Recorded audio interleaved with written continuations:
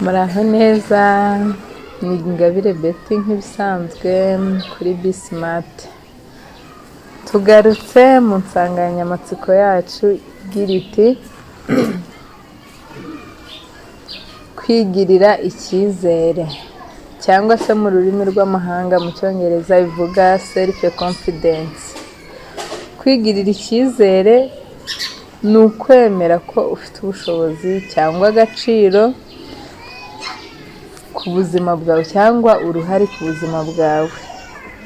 Ibi bintu rero byo kuvuga ngo kwigirira icyizere ni byiza cyane, ariko ntago wapfa kubigeraho ako kanya cyangwa uko ubitekereje ngo njye ndabyuka numva mfite icyizere. Oya, ni ibintu biza gake gake, buhoro buhoro, bitewe n'uko ushaka kubyimenyereza. Kwigirira icyizere kugira ngo ubigereho, ikintu cya mbere wakora kugira ngo wumve ko icyizere wakigirira, mbere na mbere ugomba kumenya agaciro kawe, ukiyumvamo kuri w'agaciro, utari umuntu usuzuguritse ku buryo uvuga ngo nanjye mfite agaciro. Nk'urugero ushobora kuvuga ati se hari bimwe nagezeho, wenda ukavuga ngo n'iz'amashuri ndayarangiza, ese n'iz'imyuga ndayikora neza ndayirangiza, ese navuye ahangaha ngera aha, wenda hari ibyo ntari nshoboye gukora ubu ngubu ndabikora. Icyo gihe uba utangiye kumenya ko utangiye kugira agaciro cyangwa se wigiriye icyizere, ukavuga ngo ngomba kuba hari ibyo nabashije kugeraho, bigatuma umegira ibyo wigezaho kubera ubona ko n'ibya mbere wakoze byakunze. Ingingo ya kabiri rero ni ukwibwiza ukuri wowe ubwawe, ukibwira amagambo meza, ntiwice intege ngo hari abantu benshi, nk'urugero uvuga ati se ngewe ko ndi mubi nakora iki, najya ahangaha ngakora iki, se najya mu kazi, se najya aho abandi bari, ugasanga wiciye intege. Icyo gihe rero bigusaba ko wimenyereza kwibwira amagambo meza, ukavuga ati ndi mwiza, ndashoboye, mfite igikundiro kuko ufite abagukunda, ntabwo wangwa na bose. Ibyo bintu byose rero iyo umaze kubimenya ukabyibwira, icyo gihe bikurema agatima, ukabasha kugera ku cyo ushaka, icyizere kigatangira kuza gake gake, wirinda amagambo mabi. Icya gatatu wakora ni ukwimenyereza gukora gake gake kugira ngo ubashe kugera ku bintu byo kuvuga ngo noneho nifitiye confidence. Wenda nk'urugero rw'ikintu wakwimenyereza ukavuga ati se wenda ngira nk'ubwoba bwo kuvugira mu ruhame, ngira ubwoba bwo gukora iki kintu, numva banseka, numva bagira ute. Mbese kugira ngo bikunde nyine icyo cyizere uzabanza kumva ko ufite confidence, mbere na mbere ubanza kuvuga ngo reka mvuge njye ubwanjye numve ko ndi kwiyumva nta kibazo mfite.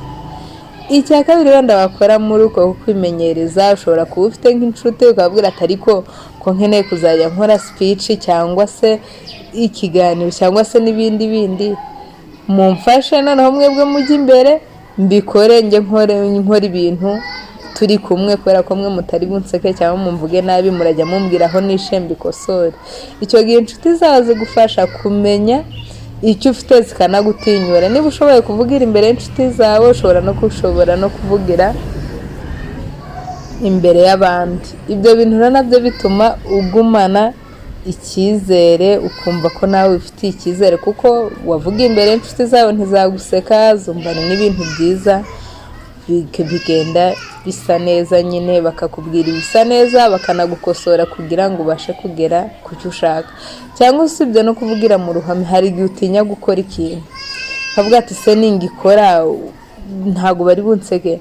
Ese wenda nk'urugero ukaba uri nk'umukobwa ukavuga ati se abantu b'abakobwa baravuga wenda ntitwadoda, reka wenda ntange nk'urwo rugero, ukavuga ati se ndoze byakunda, ukareba nk'umuntu nyine wenda ukavuga ati reka ndodere nk'uyu muntu ndebe ko ari bwambara akaberwa, reka nkorere uyu muntu iki kintu. Mbese ibintu byose ukabirebera ku nshuti zawe. Icyo gihe iyo ubonye nabo byakiriye, urushaho kwigirira icyizere n'undi muntu ukaba wamukorera. Urwo ni nk'urugero. ingingo ya kane rero ivuga ngo kuhangana n'amakosa yawe ubwawe ujya ukora. Hari amakosa umuntu ajya agira atandukanye, ukavuga ati se mbese wajya gutekereza nko gukora ikintu ugahita ubona urugero rubi rw'umuntu wakoze icyo kintu bikanga, akaba ari ufatiraho urugero. Ayo ni amakosa cyane cyane atuma utashobora gukora ibintu byakagombye gukora, bityo icyizere cyawe kigatakara. Ntugafatire urugero ku bantu byanze, ahubwo ayo makosa uba uri kwikoresha niyo atuma wumva nta cyizere wifitiye. Ahubwo tekereza ku bantu ibyo uri gukora uzi neza ko bo byakunze. Icyo ngicyo bizagufasha kuruta uko ujya ureba abantu ngo uriya se ngo ko yize ibi ngo akaba atarabonye akazi, uriya se ko yakoze ibi bikaba bitaramuhiriye, uriya se ko yagiye gucuruza agahomba agataha.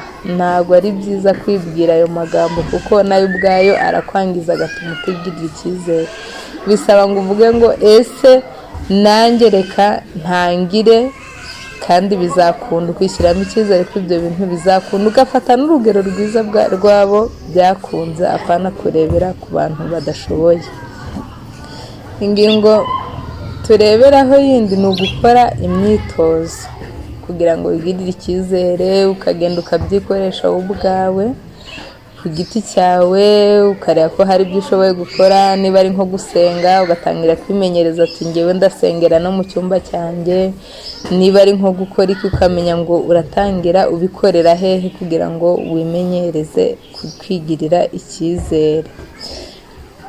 Noneho kugira ngo n'ibyo bintu bize, hari nk'ibintu ugendera ukavuga ati se icyizere cyaza gute, ugatangira kwiyitaho, ukambara neza aho biri ngombwa, ukigirira isuku. Ibyo bintu no kuba byonyine ufite isuku biguha icyizere ku buryo utagira isoni zo kuba uri kumwe n'abandi, bityo icyizere cyawe kikahaba neza.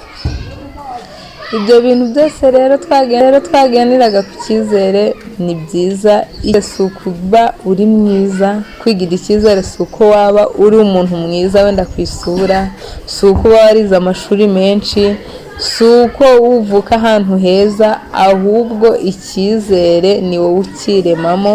Umuntu uwo ari we wese yakwigirira icyizere kandi bigakunda.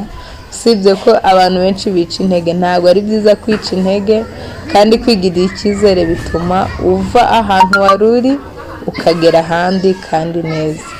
Murakoze rero, naho ubutaha nakagaruka kuri Be Smart.